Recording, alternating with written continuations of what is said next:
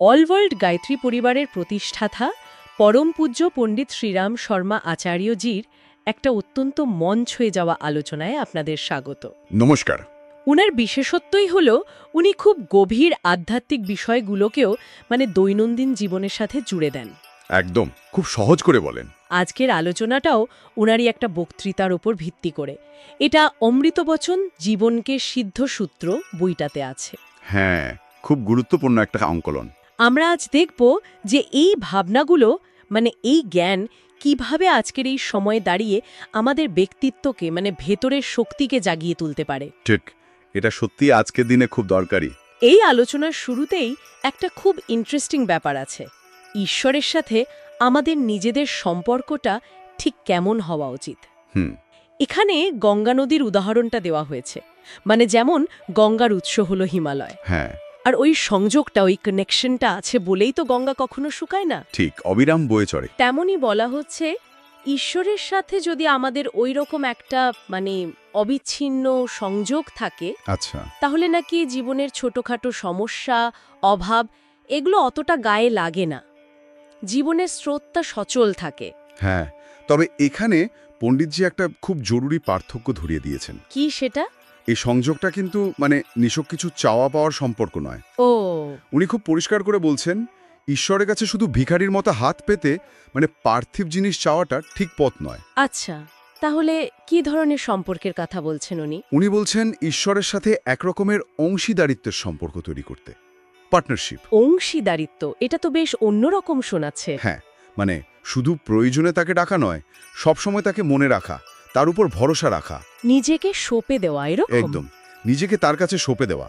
এই যে ভরসা, এই নির্ভরতা, এখান থেকে আসে ভেতরে শান্তি, আত্মিক শক্তি, আর এটাই তো ব্যক্তিত্বকে দৃঢ় করে তোলে। এই অংশীদারিত্ব বা পার্টনারশিপের ধারণাটা সত্যি ভাবার মতো, কিন্তু রোজকার জীবনে এটাকে ঠিক কিভাবে কাজে লাগানো যায়? এটা কি শুধু মনে মনে ভাবা? দেখুন, এটা শুধু মানসিক ভাবনা নয়, এর একটা ব্যবহারিক দিকও আছে। সেটাই জানতে চাইছি।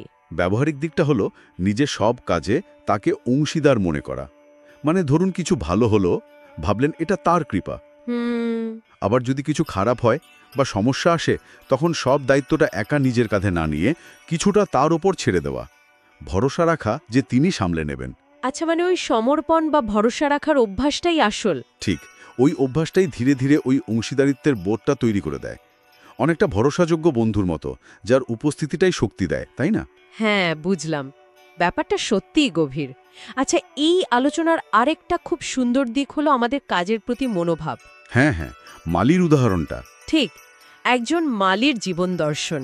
মালি যেমন বাগানের যত্ন নেয়, জল দেয়, আগাছা পরিষ্কার করে। নিজের কাজটা করে যায়। হ্যাঁ, কিন্তু কোন গাছে কখন ফুল ফুটবে বা ফল ধরবে সেই নিয়ে সে কিন্তু অহেতুক চিন্তা করে না। না, করে না। সে তার কাজটা মন দিয়ে করে, হাসি মুখে। পণ্ডিতজি ঠিক এইটাই বলছেন, আমাদেরও জীবনটাকে ওই রকম হাসি মুখে, একটু হালকা চালে দেখা উচিত, নিজের কর্তব্যটুকু নিষ্ঠার সাথে করে যাওয়া। একদম। এই মালির উদাহরণটা আসলে আমাদের শেখায় যে ফলাফলের চিন্তা থেকে নিজেকে একটু সরাতে হবে। এটাই তো আজকাল সবচেয়ে কঠিন। ঠিক, কারণ আমরা প্রায়ই ফলের চিন্তায় এত ডুবে যাই যে বর্তমানের কাজটাই ঠিকমতো করতে পারি না, অহেতুক চাপ নিই। ঠিক। পণ্ডিতজি আরও বলছেন, জীবনটাকে একজন খেলোয়াড় বা ধরুন অভিনেতার মতো দেখতে। খেলোয়াড় বা অভিনেতা কিভাবে? খেলোয়াড় যেমন মাঠে নামে জেতার জন্যে, কিন্তু হারার ভয়ে সে তো গুটিয়ে থাকে না, সে তার সেরাটা দেয়। হ্যাঁ, তা ঠিক। আর অভিনেতা, সে তার চরিত্রটা ফুটিয়ে তোলার চেষ্টা করে, ফলাফলটা তো দর্শকদের হাতে। আচ্ছা, ফলের প্রতি অতিরিক্ত আসক্তি না রাখা। ঠিক, মূল কথাটা হলো বাইরের পরিস্থিতি যাই হোক না কেন নিজের কাজটা ঠিকভাবে আনন্দের সাথে করতে পারা। এই মনোভাবটাই কিন্তু মানসিক শান্তি আনে, ব্যক্তিত্বে একটা স্থিরতা আনে। তাহলে যদি সারসংক্ষেপ করি, দুটো মূল বিষয় উঠে আসছে।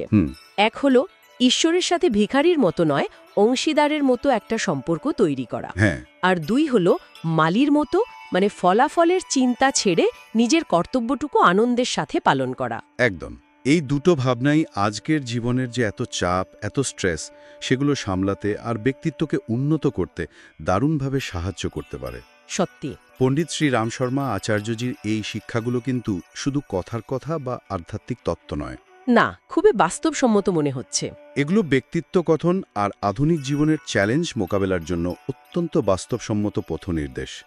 আর আজকের সময়ে এগুলোর প্রাসঙ্গিকতা অনেক অনেক বেশি, কারণ এগুলো আমাদের ওই ভেতরের স্থিরতাটা খুঁজে পেতে সাহায্য করে। পণ্ডিত শ্রীরাম শর্মা আচার্যজির এই রকম আরও অনেক প্রেরণাদায়ক বক্তৃতা আর লেখা তো ওনাদের ওয়েবসাইটে পাওয়া যায়, তাই না?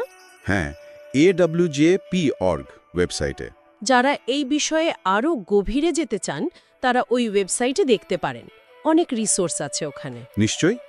আর আজকের আলোচনা থেকে আমার মনে হয় একটা প্রশ্ন ভাবার জন্য থেকে গেল। বলুন। এই যে কেবল প্রার্থনা বা চাওয়ার বদলে ঈশ্বরের সাথে অংশীদারিত্ব বা পার্টনারশিপ তৈরির ধারণাটা, এটা আমাদের প্রতিদিনের জীবনের যে ছোট বড় চ্যালেঞ্জগুলো আসে বা দায়িত্বগুলো পালন করতে হয়, সেগুলোর প্রতি আমাদের দৃষ্টিভঙ্গিকে ঠিক কিভাবে বদলে দিতে পারে? বাহ, খুব সুন্দর একটা প্রশ্ন। এটা সত্যি ভেবে দেখার মতো।